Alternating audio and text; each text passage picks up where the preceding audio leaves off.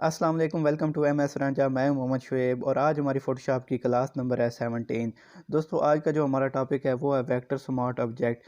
कल की क्लास में हमने कुछ 3 ऑप्शन पढ़े थे कि हम शेप लेयर की मदद से हम कैसे अपने फ़ोटोशॉप में इलस्ट्रेटर की फ़ाइल को इंपोर्ट करते हैं और उनको कैसे एडिट कर सकते हैं और कैसे हम एज अ वेक्टर उसको ट्रीट कर सकते हैं, या पाथ की मदद से हम, या पिक्सल की मदद से। हमने 3 ऑप्शन पढ़े थे कि एक शेप लेयर था और एक पाथ था और एक पिक्सल था।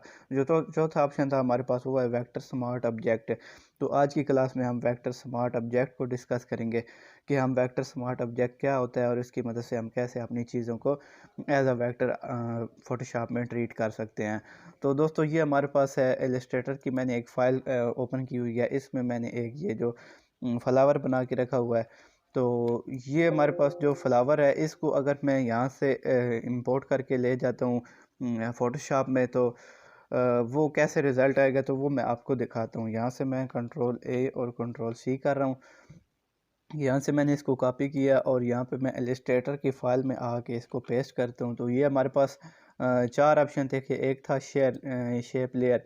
इसके ऊपर अगर हम क्लिक करें तो ये हमारे पास सिर्फ एज अ शेप लेयर, ये जितनी डिटेल्स थी उस हमारी पहले वाली जो फ़ाइल थी, इसकी जितनी डिटेल्स इसमें क्या डिटेल हैं कि इसमें कुछ मैंने ग्रेडियंट्स वगैरह यूज़ किए हुए हैं, वो सारी इसमें नहीं आ रही। इसमें सिंपली इसने फोरग्राउंड कलर है जो है वो इसको ऐड कर दिया है। तो ये ऐसे तो हमें नहीं चाहिए था, हमें सेम एज़ इट इज़ चाहिए था। तो हमारे पास और क्या-क्या ऑप्शन है? तो एक तो ये पाथ है, पाथ तो हमें चाहिए नहीं है, और हमें चाहिए कि जो पूरी फ़ाइल है वहाँ पे एज़ इट इज़ यहाँ पे आ जाए। तो एक तरीका ये है कि हम यहाँ से पिक्सल पर क्लिक करें और ओके कर दें। तो दोस्तों, ये एज़ इट इज़ यहाँ पे आ तो गई है, लेकिन इसका एक जो नुकसान है वो ये है कि ये रास्टर इमेज है। एक दफ़ा हम इसको इंटर कर दें तो ये फ़िक्स हो गई है। अब अगर मैं इसको कंट्रोल टी करूँ और इसको मैं बड़ा करूँ यहाँ से, तो दोस्तों आप देख सकते हैं कि ये पिक्सेलेट होना शुरू हो गई है। तो हम चाहते हैं कि ये हमारी इमेज इस यहाँ पे आ भी जाए, जो ऑब्जेक्ट हमने बनाया था वो यहाँ पे आ भी जाए और ख़राब भी ना हो। तो उसके लिए हमारे पास जो चौथा ऑप्शन है वो है स्मार्ट ऑब्जेक्ट का।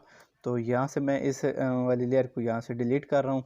तो उसके बाद यहाँ से मैं दोबारा से पेस्ट करता हूँ और ये हमारे पास जो पहले नंबर पे ऑप्शन आ रहा है स्मार्ट ऑब्जेक्ट का, इसके ऊपर मैंने चेक लगा दिया और यहाँ से जो बाय डिफ़ॉल्ट फर्स्ट टाइम ये add to my current library है, यहाँ पे चेक लगा होगा, आपने ये वाला चेक हटा देना है।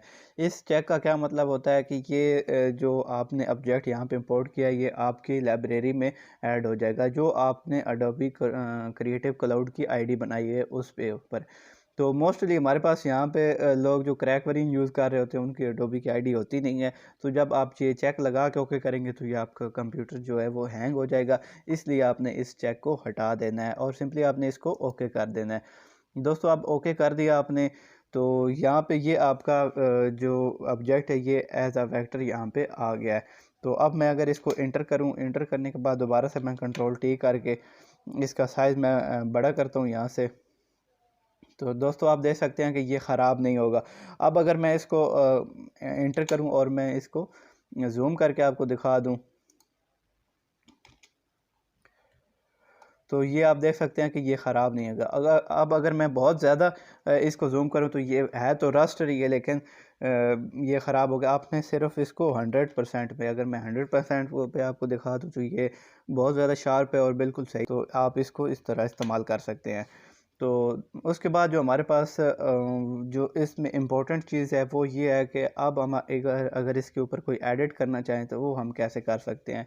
तो एक तो इसकी ये लेयर की जो पहचान है वो ये है कि ये वेक्टर स्मार्ट ऑब्जेक्ट की लेयर है। ये अलग से वेक्टर स्मार्ट ऑब्जेक्ट की लेयर बन जाती है।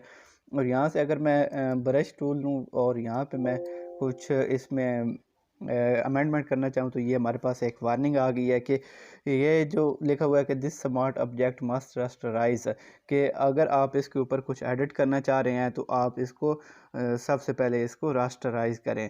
तो हम रास्टराइज तो करना नहीं चाहते, हम चाहते हैं कि ये एज अ वेक्टर ही इसमें एडिटिंग हो जाए और हमारा जो काम है वो मुकम्मल हो जाए। तो हम यहाँ से इसको कैंसिल कर रहे हैं। तो दूसरा तरीका हमारे पास ये है कि हम इलस्ट्रेटर को यहाँ से ओपन कर लेंगे। इलस्ट्रेटर को ओपन करने के बाद ये वाली जो फाइल है हम यहाँ से इसको क्लोज कर देंगे। तो दोस्तों ये वाली जो फ़ाइल थी हमने इसको क्लोज़ कर दिया। यहाँ से फ़ोटोशॉप में आने के बाद आपने ये जो आपके पास वेक्टर स्मार्ट ऑब्जेक्ट की लेयर है, इसके ऊपर ये नीचे कॉर्नर में आपको एक स्मार्ट ऑब्जेक्ट थंबनेल जो लिखा हुआ है, इसके ऊपर आप डबल क्लिक करेंगे। दोस्तों डबल क्लिक करेंगे तो ये वाली फ़ाइल जो है वो आपकी इलस्ट्रेटर में ओपन हो जाएगी। तो दोस्तों आप देख सकते हैं कि ये जो फाइल थी हमारी इलस्ट्रेटर में ओपन हो चुकी है। यहाँ अगर आप इसके ऊपर नाम देखें तो ये वेक्टर स्मार्ट ऑब्जेक्ट की जो लेयर थी, ये वेक्टर स्मार्ट ऑब्जेक्ट के नाम से यहाँ पे एक फ़ाइल ओपन हो चुकी है। तो अब हम अगर इसमें कोई तब्दीली करना चाहें तो वो हम इजीली कर सकते हैं। तो मैं इसमें क्या तब्दीली करूँगा कि यहाँ से मैं इसकी एक कापी बनाऊँगा। यहाँ से मैंने आल्ट क्लिक करके कापी बना ली है और इसका मैं जो साइज़ था वो मैंने छोटा कर दिया। इतना छोटा करने के बाद इसकी एक और कापी मैं यहाँ पे लगा रहा हूँ।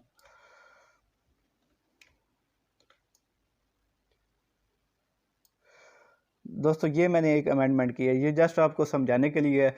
आप बहुत ही आराम के साथ तसल्ली के साथ आप कर सकते हैं। तो ये मैंने इसमें अमेंडमेंट किया। आप कलर्स की भी अमेंडमेंट कर सकते हैं, तब्दीली आप कर सकते हैं। ये इतना करने के बाद दोस्तों आपने यहाँ से फ़ाइल में जाना है।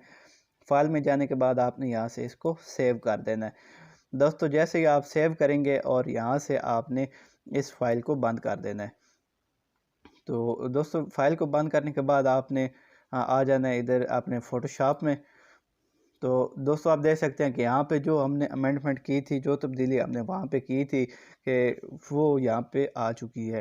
तो ये हमारे पास ये रास्टराइज जो इमेज थी वो नहीं हुई है और एज अ वेक्टर हमने इसमें जो भी तब्दीली करनी थी वो कर ली। हम इसमें जो भी अमेंडमेंट करना चाहते थे वो हमने कर ली। तो इसका क्या मेन पर्पज़ क्या होता है कि आप अगर अपना कोई लोगो है वो इलस्ट्रेटर में या कोरल ड्रा में या एज अ वेक्टर जो भी सॉफ्टवेयर है उसमें बना हुआ है और आप फोटोशॉप में यूज़ करना चाह रहे हैं, तो एक दफ़ा तो आप यूज़ कर लेंगे, फिर आप उसको एज अ रास्टर अगर कर लेते हैं तो फिर आपको दोबारा उसमें अगर साइज़ में कम या ज़्यादा करते हैं तो आपकी इमेज को पिक्सेलेट हो जाती है। तो इसको as a vector smart object आप अगर अपने लोगों को यूज़ करेंगे तो आप अगर बाद में भी तब्दीली करना चाहें तो आप कर सकते हैं। दोस्तों उम्मीद करता हूँ कि ये आपको टूल समझ आ गया होगा। तो इससे रिलेटेड अगर कोई क्वेश्चन है तो आप कमेंट्स बॉक्स में पूछ सकते हैं। अगर आप हमारे चैनल पे नए हैं तो हमारे चैनल को सब्सक्राइब करें। मिलते हैं नेक्स्ट वीडियो में, तब तक के लिए अपना बहुत सारा ख्याल रखिएगा। अल्लाह हाफिज़।